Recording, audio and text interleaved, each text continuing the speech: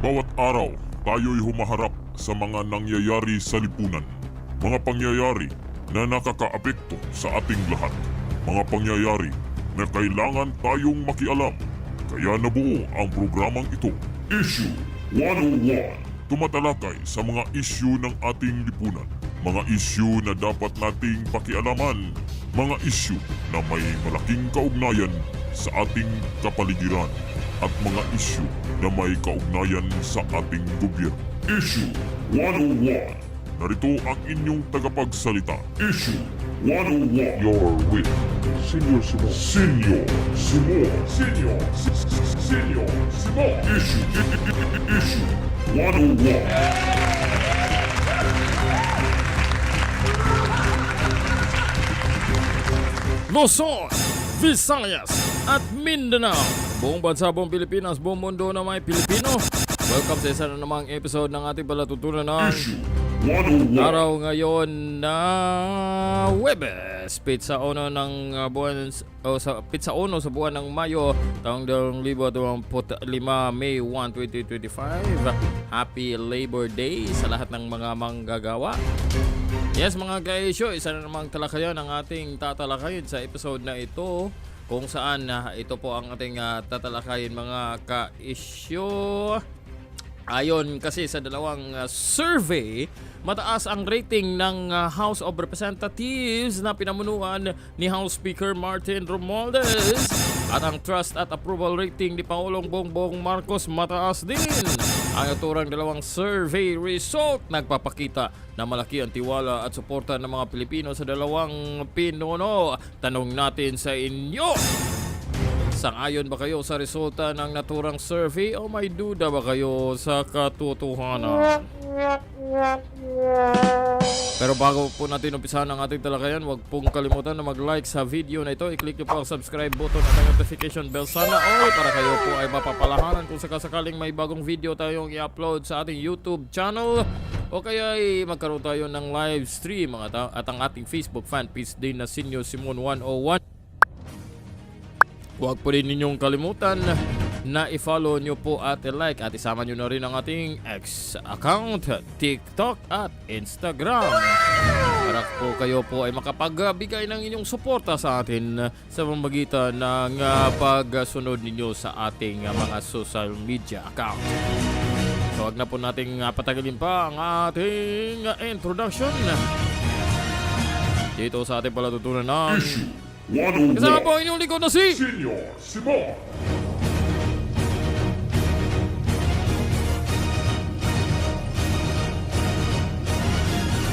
Issue 101. Alright mga ka-issue, welcome back dito sa ating Issue 101. Once again, today is Thursday, May 1, 2025. Alas 11:41 ng gabi. Kung gusto nyong makisali sa ating talakayan, pwede po kayong makisali sa pamamagitan ng chat box dyan at ipahayag nyo lang po ang inyong saloobin o anuman ang nasa isipan nyo na pwede nyo pong idagdag sa ating tinatalakay. So welcome po sa ating lahat dito sa live stream. Ba't hindi lumabas ito? Sandali lang. At ayaw itong lumabas. Okay. Okay. Ito pala.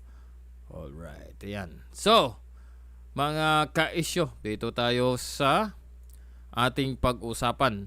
Kasi, ito mga ka-issue, ito po ay lumabas kahapon ng DZMM. Ano ba itong DZMM? Teleradyo. Sa ABS-CBN to. Di po ba? DZMM. Diyan papalda ang ang ABS-CBN Teleradyo. So anyway, DZMM. Pinuri ng mga leader ng Kamara si House Speaker Martin Romualdez dahil sa pamumuno nito sa Kongreso na hinirang na highest rated na sangay ng gobyerno base sa pinakabagong survey ng Tangery at Okta Research. Ayon dito kay House Deputy Majority Leader Paulo Ortega V, Speaker Romualdez has redefined leadership in the House by putting people first. Under his stewardship, the House has become the engine for real reforms and responsive governance. The numbers affirm that we already know the Filipino people trust and believe his leadership. Kasi mga ka-esyo, itong live stream na to, mayroong masisiyahan, mayroong magagalit, mayroong sasangayon, at of course, mayroon ding sasalungat. Dahil ito po ay isang survey result, dalawa po kasing survey firm ang ating pong bigyang pansin na nagpalabas ng kanilang survey taliwas doon sa pinag-usapan nating survey galing sa Publicus Asia at sa Pulse Asia, mga kaisyo. Ang SWS, wala akong narinig na balita na nagpalabas ng resulta ng survey yung SWS patungkol sa mga kasalukuyang pinuno natin. Pero in the case of candidates, mayroon silang pinalabas. So kasi ang tinutukan natin dito sa ating talakayan ngayon, mga kaisyo, ay tungkol ito dito sa lumabas na survey na sumang-ayon o pumabor dito kay House Speaker Romualdez at kay Pangulong Bongbong Marcos. Kung saan ang tawagin siyang Pangulo, mga ka-issue, pero wala tayong magagawa, no? Okay, sige, tuloy tayo. So, ito, Speaker Romualdez pinuri ng Kamara sa mataas na ratings ayon sa bagong survey. Yan.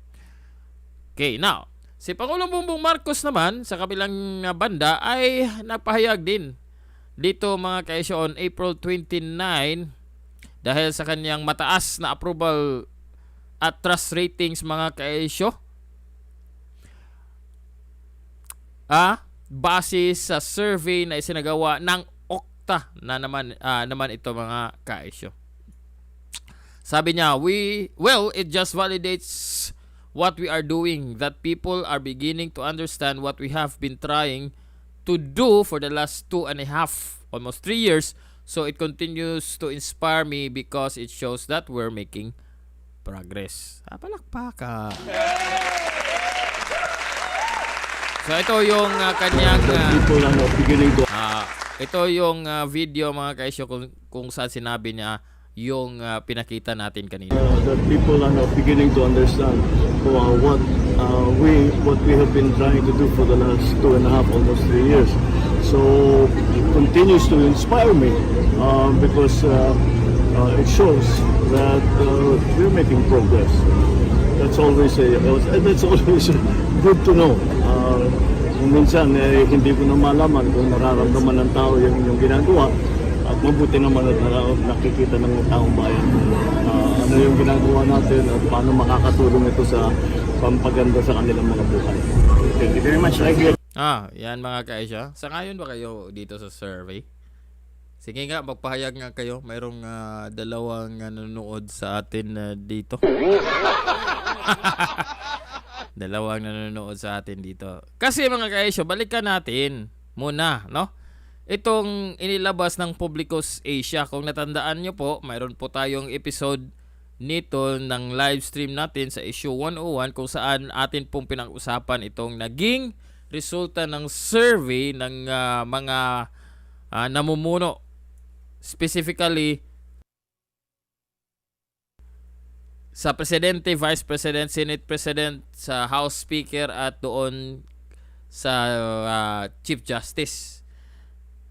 Pero sa ating pinag-usapan, mga ka-issue, nakatutok tayo dito sa elected official, kasi ang Chief Justice hindi naman siya elected official, appointed official siya, na kung saan sa unang quarter ng taong ito, sa survey ng Publicus Asia ay nakakuha ng mababang grado o rating ng approval at trust rating ang Pangulong Bongbong Marcos at ang kanyang pinsan na si House Speaker Ferdinand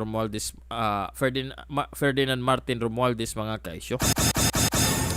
At dito naman mga kaisyo, makikita natin na ang pinaka mababang approval at trust rating sa apat na elected officials ay si Tambaluslos Romualdez.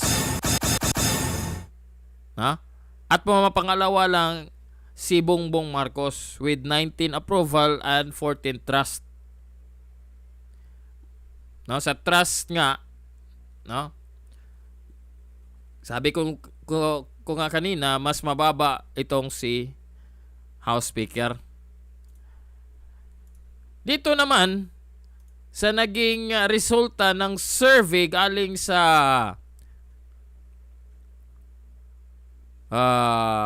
Pulse Asia,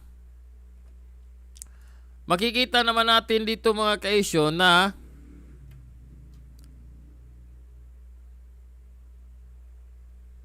ang big trust at small trust or no trust mga kaisyo, ang pinaka mababang trust rating sa apat na opisyal na ito ay si House Speaker Martin Romualdez. Pumapangalawa sa trust rating base dito sa Pulse Asia na resulta si Bongbong Marcos. Ang dalawa ang mas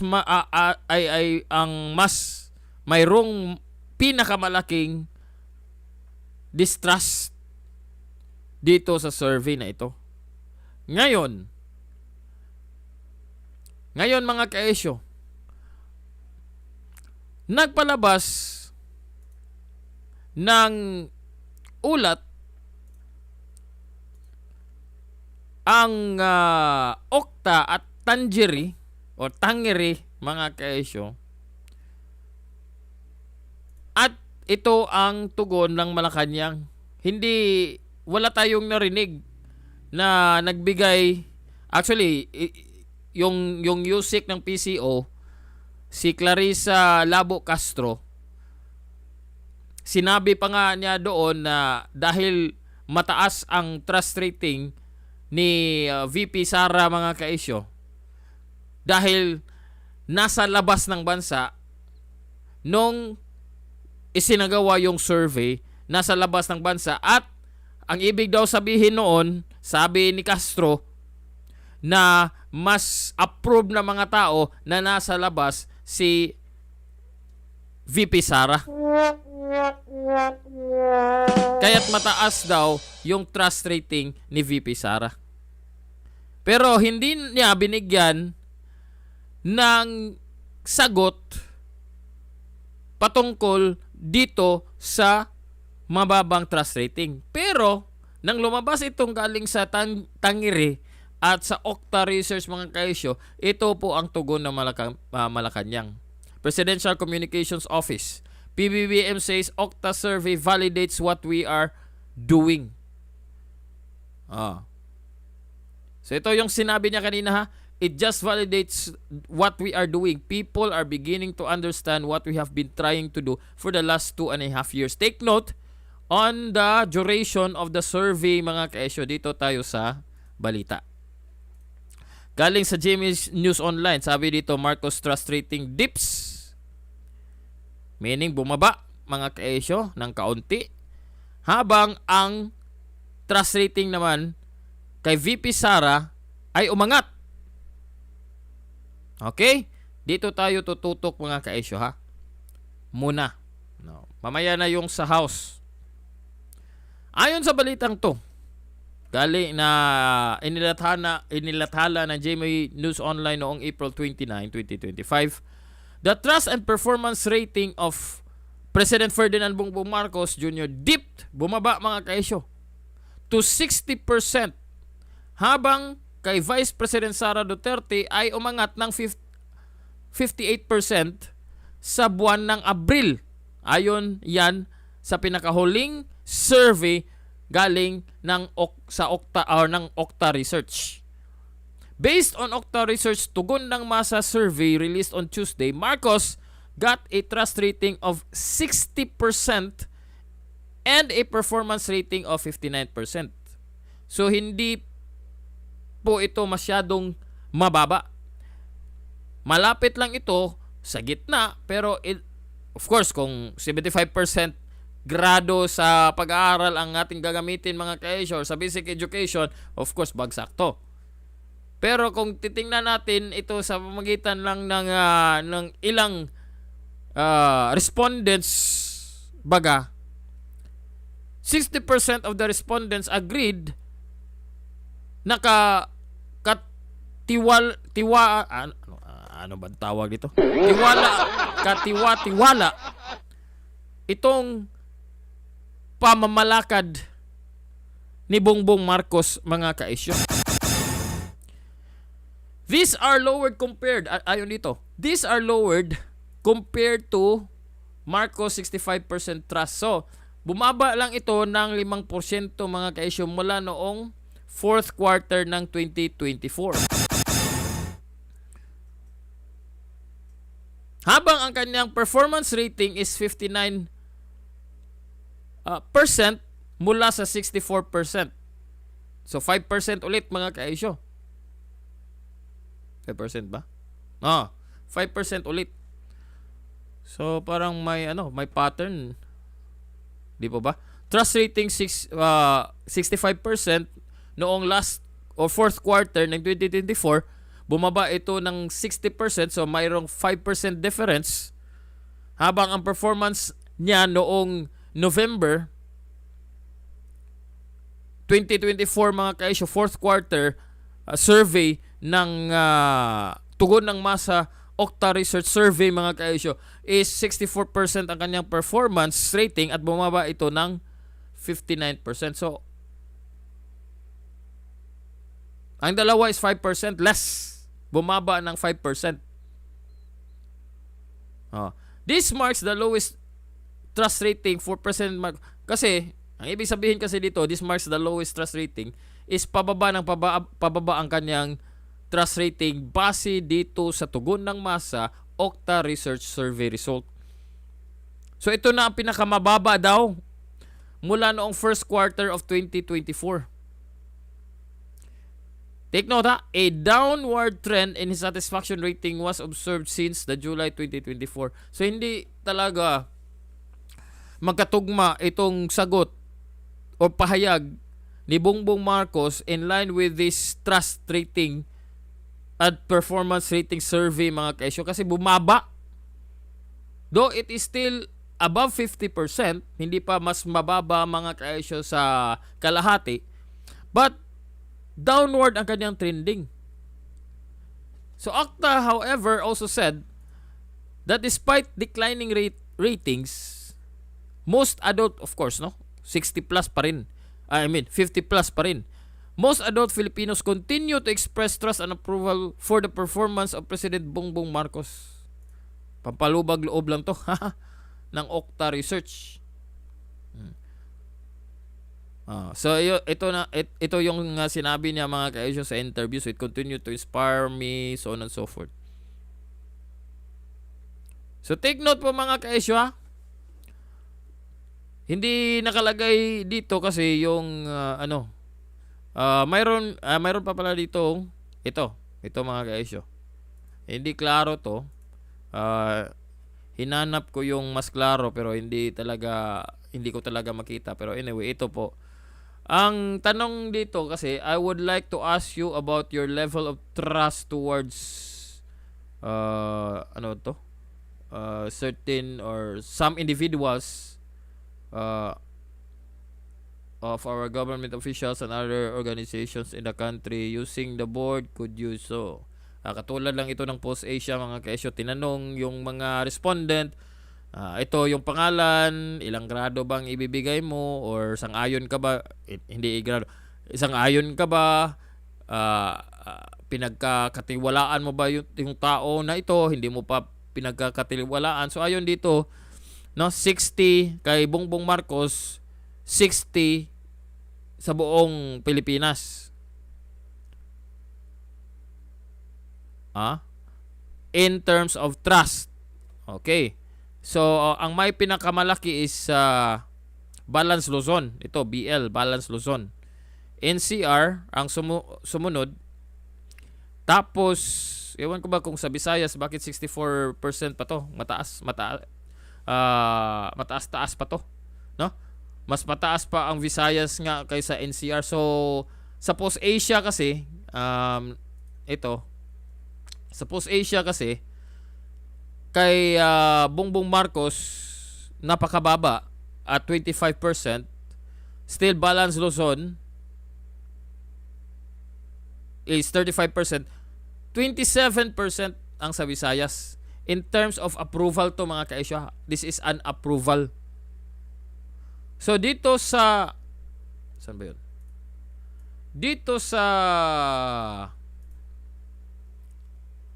Okta, still ang Visayas ay mataas. Okay? Pero actually malaki pa rin itong puntos mga kaisyo, no? Kumpara dito sa post-Asia na talagang 5% lang doon sa Mindanao. Itong sa Okta Research, malaki-laki pa to at 38%. Sa distrust naman, of course, ang distrust, malaki pa rin ang distrust ng Pangulo ni Bongbong Marcos at ni Romualdez dito. Mababa kay Sara, they are tied with Senate President Francis Escudero, kay Cheese Escudero mga kaisyo, at 19%. Si Sara sa Mindanao at sa Visayas, napakababa ng distrust, habang sa NCR ay malaki. I-compute nga natin mga kaisyo. Saan ba yung calculator ko? Ang difference, no? So 60 kay Bongbong Marcos minus 23. So mayroon siyang positive 37 net rating. Si Tambaluslos naman is 54 minus 24, 30, almost 30 rin. Sandali, 60 minus 23. Kay VP Sara, ang net niya mga kaisyo is 58 minus 19, 39. So malaki pa rin siya kay Bongbong Marcos, si VP Sara. Pero take note mga kaisyo, balikan ko yung i-emphasize ko. Sabi dito sa Okta Research na this marks the lowest trust rating for President Marcos Jr. since the first quarter of last year. So ibig sabihin yan mga kaisyo ay pababa ang kanyang rating. Dahil ito na pinakabababa ay. Di pa ba mga kaisyo? Now, on the other hand, ito nagsabi ng House of Representatives sa kanilang Facebook, the collective effort of the members of the House of Representatives led by Speaker Martin Romualdez to continually uphold the welfare of the Filipino people and improve their quality of life has paid off as revealed by the recent Tunghayan survey. This survey was conducted on April 21 to 22. The bigger chamber is the highest performing branch. So, bigay ko ulit yung tanong mga kaisyo. Naniwala ba kayo na top performing branch of the government itong House of Representatives mga kaisyo? Itong mga kadugo, kamag-anak ni Lilay. Lilay ba yun? Ang lawayang kumagat sa lalaking pumasok sa kanyang hawla. 55.50% ang nakuha ng House of Representatives mga kaisyo. Itong mga kamag-anak ni Lilay. Ayon sa ulat na to mga kaisyo, House gets highest rank marks in Tunghayan survey. A non-commissioned survey conducted by Tunghayan has crowned the House of Representatives led by Speaker Martin Romualdez as the top performing government agency, earning 55.5% satisfaction rating from respondents nationwide. The poster said, Sabi ng Tanghere, the House aggressive push to secure funding for the ayuda para sa kapos ang kita or AKA program boosted its popularity, especially at a time when public frustration over inflation and job insecurity remains high. Mga kaesyo. Ang pinakamababa dito sa survey na ito ay ang Office of the Vice President kay VP Sara. Ito. The non-commissioned survey on the performance of the different branches of government. By the way, ang COMELEC is pumapangalawa. 51.45%. The non-commissioned survey on the performance of the different branches of government conducted last April 21 to 22 was administered via a mobile-based respondent application with a sample size of 2,400 participants, plus minus 1.96% margin of error at 95% confidence level daw. Quota-based sampling.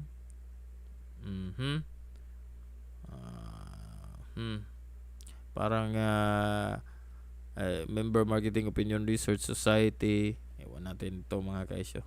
Kasi parang basta may ganito kasi ilalagay para lang magtiwala ang tao.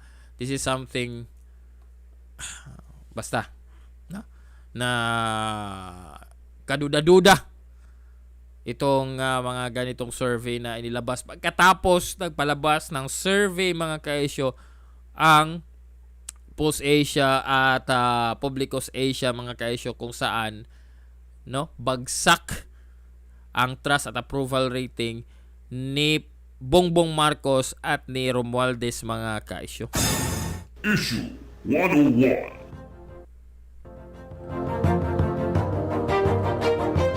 So ano sa tingin nyo mga kaesyo? Okay ba? Katanggap-tanggap ba itong resulta ng Tanghere survey resulta mga kaesyo at ang Okta Research? Para sa mga anti-Marcos at para doon sa mga pro-Duterte, mga DDS, of course this is something out of the ordinary or manipulative survey result. Parang hindi kasi nagkasang-ayon ang mga survey. So ang methodology dapat nating tatanungin kung paano naging ganito yung resulta.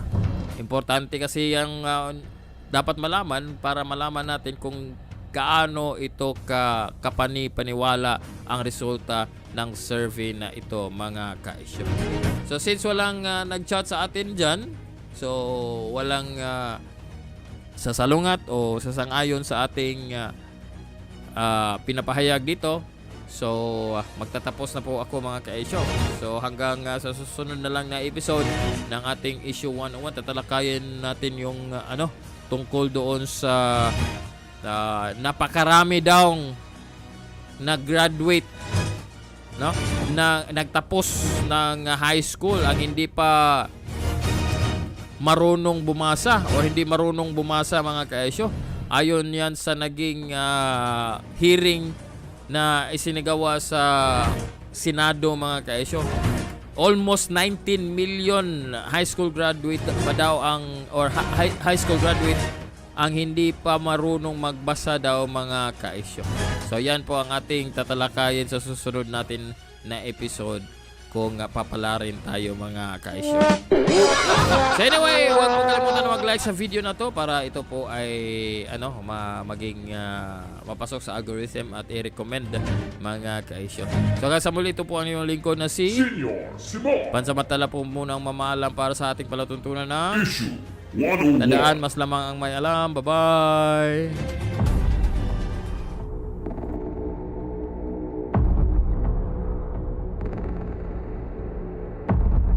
At yan ang Issue 101. ang hilin natin sa mga kinauukulan ay umaksyon. Hanggang sa susunod, maraming salamat sa inyong pagsubaybay.